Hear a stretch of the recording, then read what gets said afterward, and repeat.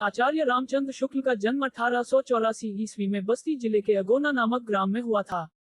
इनके पिता का नाम चंद्रबली शुक्ल था। इंटरमीडिएट में आते ही इनकी पढ़ाई छूट गई। ये सरकारी नौकरी करने लगे, किंतु स्वाभिमान के कारण यह नौकरी छोड़कर मिर्जापुर के मिशन स्कूल में चित्रकला अध्यापक हो गए। हिंदी, अंग्रेजी, संस्कृत, बांग्ला, उर्दू, फारसी आदि भाषाओं का ज्ञान इन्होंने स्वाध्याय से प्राप्त किया।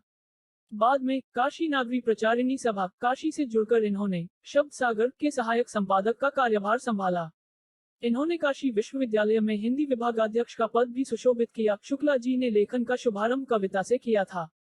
नाटक लेखन की ओर भी इनकी रुचि रही, पर इनकी प्रखर बुद्धि इनको निबंध लेखन एवं आलोचना की ओर ले गई। निबंध लेखन और आलोचना के क्षेत्र में इनका सर्वोपरि स्थान आज तक बना हुआ है। जीवन के अंतिम समय तक साहित्य साधना करने वाले शुक्ल जी का निधन सन 1941 में हुआ। रचनाएं, शुक्ला जी विलक्षण प्रतिभा के धनी थे। इनकी रचनाएं निम्नांकित हैं। निबंध, चिंतामणि 2 भाग विचार भी थी।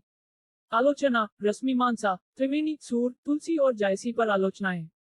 इतिहास, हिंदी साहित्य का इतिहास।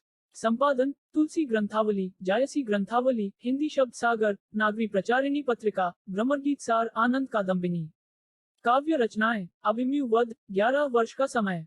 प्रमुख कृतियां, हिंदी साहित्य का इतिहास, हिंदी शब्द सागर, चिंतामणि व नागरी प्रचारिणी पत्रिका। भाषा शैली, शुक्ल जी का भाषा पर पूर्ण अधिकार था।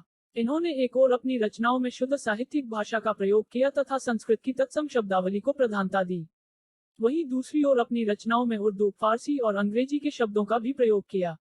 शुक्ल जी की शैली विवेचनात्मक और संयत है। इनकी शैली निगमन शैली भी कहलाती है।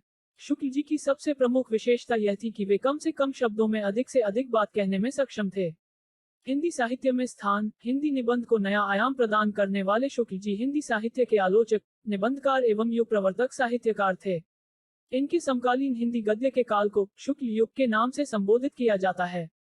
इनकी साहित्यिक सेवाओं के फलस्वरूप हिंदी को विश्व साहित्य में महत्वपूर्ण स्थान प्राप्त हो सका।